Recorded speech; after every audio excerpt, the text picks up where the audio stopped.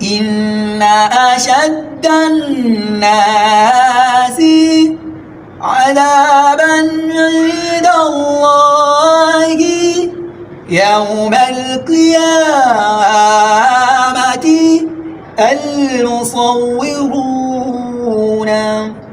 Inna ashaddan-nasi adhaban 'inda Allahi yawma al-qiyamati al-musawwiruna.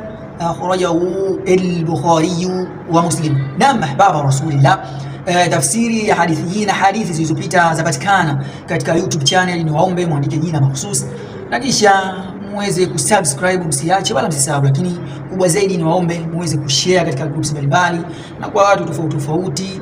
Na mimi mwenye kufanya hivyo kwa sababu hili ni jambo la kheri, jambo zuri. Tutasoma hadithi za Rasulullah sallallahu alaihi wasallam katika aswati mbalimbali. Lengo ni nini? Kwa na wepesi kwa wale wenye kuhitaji kuhifadhi maneno haya ya Rasulullah sallallahu alaihi wasallam. Hivyo basi Allah tabaraka taala hawezi kukuachia hivi, atakulipa kwa kila hatua biidhnihi subhanahu subhanahu. Ahsantum wa jazakumullahu khairan. Wassalamu alaikum wa rahmatullahi wa barakatuh. Naam.